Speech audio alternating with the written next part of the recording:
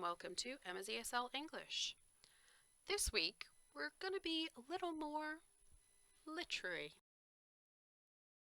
I was having a chat with a student last week and she wanted to know about an idiom that had come up in one of her books.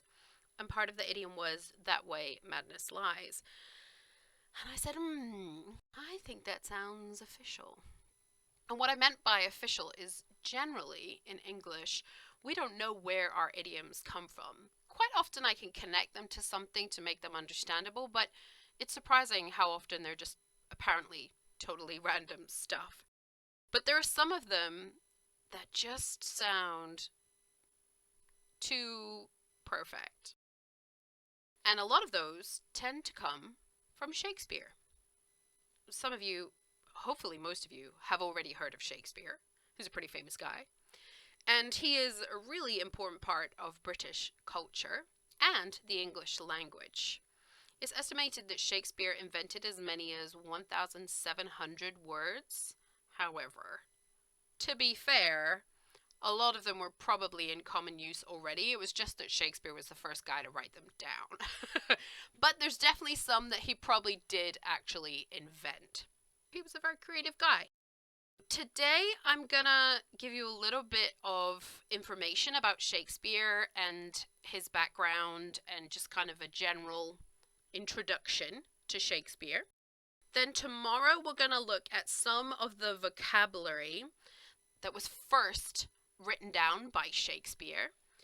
And then on Thursday, we're gonna look at some of these idioms from Shakespeare's plays. I'm hoping that this will be interesting for you and maybe a little bit surprising about how much influence Shakespeare has had on British culture. But also, I hope you will learn some new idioms and maybe new vocabulary and maybe just some fun facts. So today, we're looking at the history of Shakespeare. Although Shakespeare is one of the most famous literary figures in Britain's history, there's actually a surprising amount of mystery surrounding his life. We're not entirely sure when he was born, but we celebrate April the 23rd as his birthday, but actually it's his death day. We know that he died on April 23rd in 1616. So it's kind of a long time ago. He was married to Anne Hathaway. Of course, we know nothing about his personal life, really. We can find out who his parents were, who he married, the name of his children, that kind of thing. But we don't know the stories surrounding them. Shakespeare was 18 when he married Anne Hathaway, and she was 26, so quite an age gap, and she was already pregnant when they got married. He seems to have spent a long time away from her, although some of the research suggests that he was actually spending time half in London and half in Stratford-upon-Avon, which is where they lived. But again, we really don't know. He was born in Stratford-upon-Avon, which is in the middle of England. So I will put a little map in the blog for you so you can get an idea of where Stratford-upon-Avon is. Now, it's really easy to get to London from this part of the country, and it's really, there's a lot of roads, railways, buses, whatever.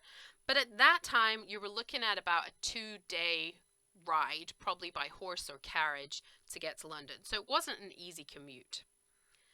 His father was a glove maker, but he also held a lot of positions in the town. So he was pretty well known and held quite high positions. So that allowed William to go to a grammar school. We still have grammar schools today. Basically, they're a little bit more fancy than regular schools. William and his wife Anne had 3 children. The first was a daughter, and then twins after his daughter. But his son, Hamnet, died at 11 years old, and that seemed to have been a really big shock for William. He wrote a lot of plays and poetry, and this is still very, very famous, of course, today around the world. And he was really prolific. He wrote about 2 plays a year for almost 20 years. And if you've seen the length of some of his plays, that is quite a lot of work. But But we don't know when he went to London, and we don't know how he became famous either. In all, he wrote 38 plays and 154 sonnets, as well as some other writings and poems. But we don't have all of them. In fact, we have no original writing from Shakespeare at all. We just have some collections that the people he worked with gathered. And so we don't have an exact copy of everything that he wrote. Shakespeare, as I said, is a huge part of our culture in the UK and has infiltrated a lot of different areas. When I was in school, the movie Shakespeare in Love came out, 1998, so it's a little bit old. It's a romantic comedy. To be honest, there's not much in there that really relates to his life, but it's a good, fun movie, so I would suggest you watch it.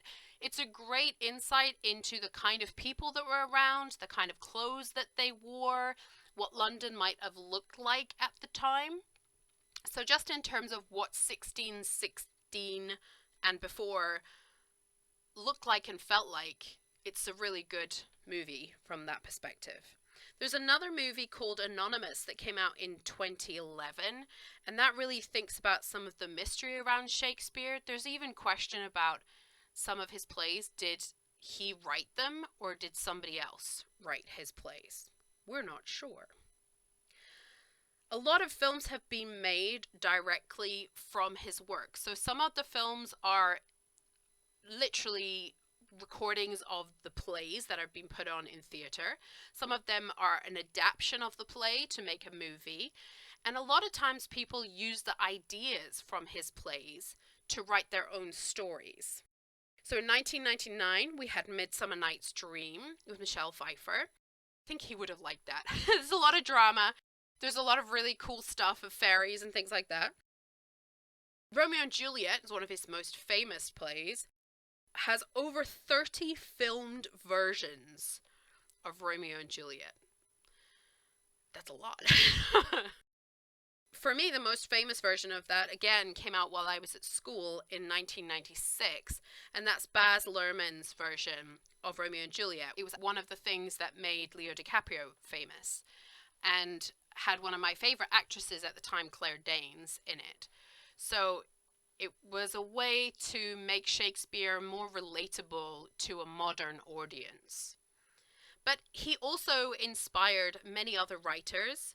As I mentioned, some of them stole his ideas, some of them stole the storylines, and others matched or mixed stuff or just picked out bits to use in their own work.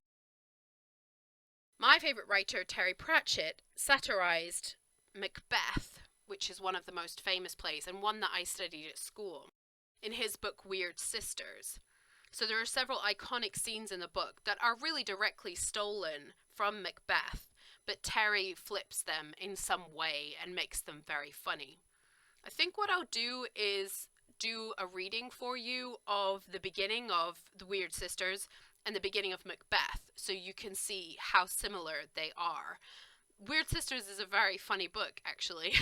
It's one of the first witches book in the Discworld series, and it's really clear. If you've read Macbeth, it's really clear because the story very closely lines up.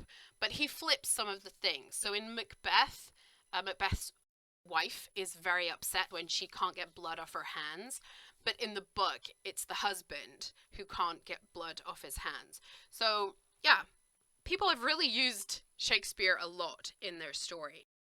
If you're interested in the influence of Shakespeare on the English language in general, I would suggest reading Bill Bryson's Shakespeare, The World as a Stage, which has a lot of fascinating research and insights and will really show you how massive the impact of Shakespeare is on the British language. Tomorrow, we're going to be looking at some of the vocabulary that was first captured by Shakespeare.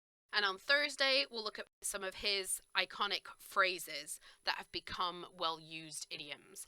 And a lot of the time, British people don't realize that they're quoting Shakespeare when they use his idioms. I'm sure there's things like that in your language too.